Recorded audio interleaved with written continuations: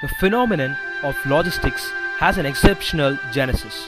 Logistics dates back to the late Bronze Age to ancient times. The basis for logistics development were an evolution of matrices systems, first of all numerical systems. The capital work logistics systems synthesized all human activities and demonstrated that each was a separate logistics subsystem.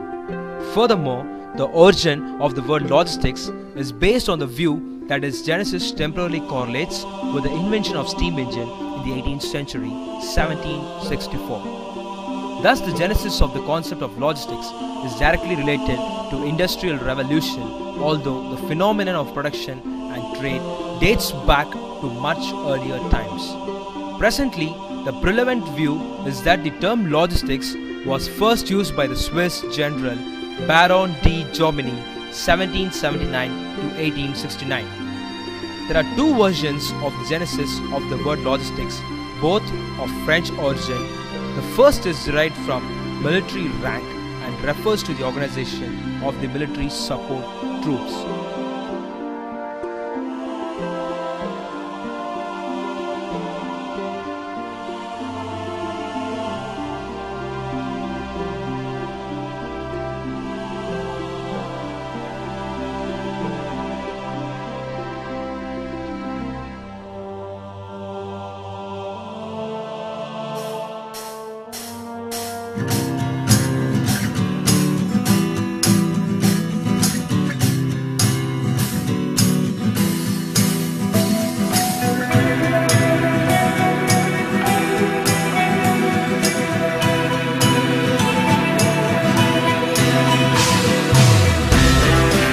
Cargo logistics play a vital role in the economic development of a nation. The air cargo industry presents a wide variety of service providers coming together to move goods both domestically and internationally with a single-minded purpose of faster and efficient delivery.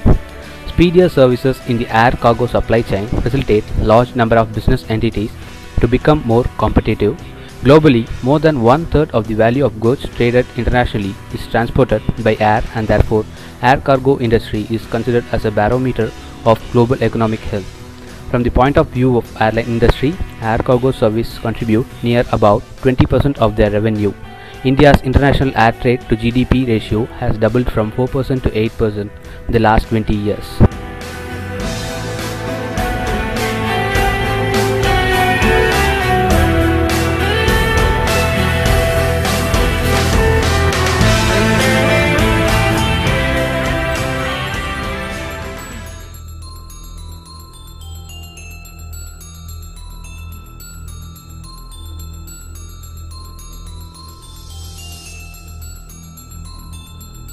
Roadway logistics is the research and planning of trucking operations.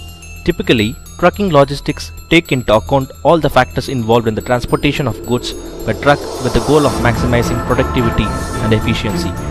Logistics has developed as a concept and may now be utilized for the analysis of any aspect of a business.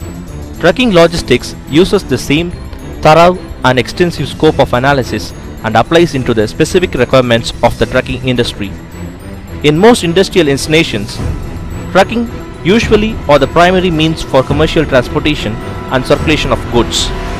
Excellent trucking logistics not only helps individual companies achieve success, but may also contribute to the greater benefits of the nation's economy. Economic analysis viewed transportation as a very high expense for any business, meaning that good logistics may dramatically decrease economic expenses. Good planning can eliminate unnecessary expenditures that could limit the success of a business.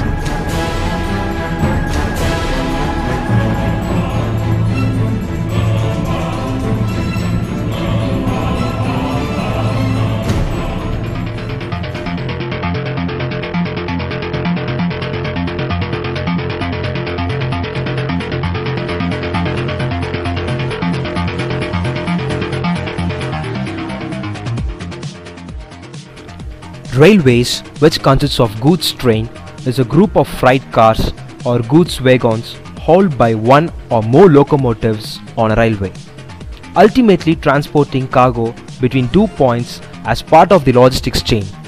Trains may haul bulk material, intermodal containers, general freight or specified freight in purpose-designed cars.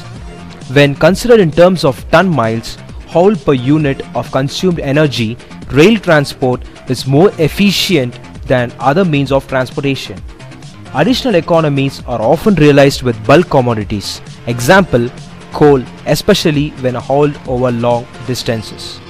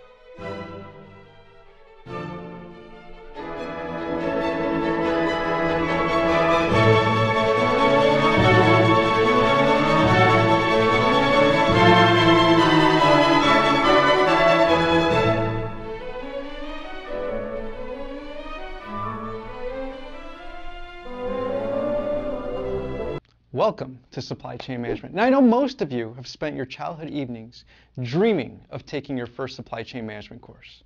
But for those handful of you who might not know what supply chain management is, let me provide you a brief explanation. Let's take a simple product, like a bottle of water. Clean water, a plastic bottle, a plastic cap, and a label. Buying them at the store or vending machine might cost you about $1.50. How much of that do you think is profit? Nope. Wrong. Wrong again. Not likely. Water. A plastic bottle and a label. That couldn't cost more than 50 cents. And if you buy them in bulk, how could each bottle not give you at least $1 in profit? Seriously. If you think you can make $1 per bottle, you should drop out of college right now and get into the bottled water business. You see, this right here illustrates one of the most common consumer misconceptions. Product cost is not equal to material cost. And in business, you don't have the luxury of thinking only as a consumer. You need to think like a business executive, or better yet, an entrepreneur. So, in order to figure out where all that profit went, we need to imagine what it took for that bottle of water to get into your hands. First, you need to negotiate the purchase of the empty bottles and caps. Those bottles will be much easier to transport if they're in boxes. We'll need to shrink wrap those bottles so they don't fall out of the box. We can move a whole lot of boxes quickly if they're all put on pallets. In order to move the pallets, you'll need a forklift, which means you'll need a forklift driver. That forklift will then take the pallet and put it into a truck, which will require a truck, driver, fuel, and insurance.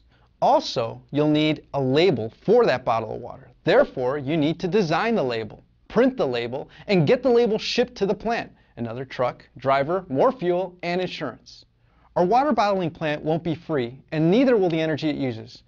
In our bottling plant, we'll have employees and bottling machines, and let's not forget the day-to-day items like light bulbs, garbage bags, machine parts, janitorial supplies, toilet paper, and anything else that will be used at the plant by the employees. Oh yeah, and we'll also need access to the drinking water. Machines will then purify the water. Other machines will bottle the water and affix the labels to the bottles. And still, another set of machines will box, shrink wrap, and then palletize the bottles. In order to move those pallets, again, you'll need a forklift, which means we'll need another forklift driver. That forklift will then take the pallets and put them into trucks headed to the distribution centers. And, as we've seen, those trucks will require drivers, fuel, and insurance. Those distribution centers will also require employees, forklifts, and energy. From the distribution center, they'll head out to retail stores on still another truck, which will require a driver, fuel, and insurance. That store will need employees to unload the truck, stock the bottles of water on the shelf or refrigerator. If you have a refrigerator, you'll of course need energy. If we want to secure our stock, we may get a security guard or a security system. And of course, the store will likely get insurance. Also, imagine the costs associated with returning and replacing bottles that are damaged. Oh, and for some reason, even bottles of water sometimes have 1-800 numbers, which means you'll need a staffed call center to answer the customer's questions about your bottle of water. Wow! All those materials, boxes, people, machines, buildings, energy, fuel, and vehicles, they cost money. Those things weren't free, and they probably weren't used efficiently, and it's likely that several bottles didn't survive the journey to the consumer. Oh, and by the way, the employees at the water company, you know, the ones that work in finance, accounting, marketing, human resources, and IT, they want a paycheck too. So, through that simple example of a super simple product, we're beginning to see that companies face challenges when they buy things, make things, move things, sell things, and service things, which includes repair and maintenance. Oh, and let's not forget, companies need to do all these things using sustainable materials, energy, and methods. Guess whose job it is to make sure that all these things happen flawlessly, with minimal effort, and of course at minimal cost? You guessed it, supply chain managers. The supply chain manager needs to be able to do all of these things. They need to give the customer the product they want, when they want it, as often as they want it, for a reasonable price, while still managing to make a profit. This requires world-class skills and knowledge in the study of supply chain management. There's that scary term again, supply chain management.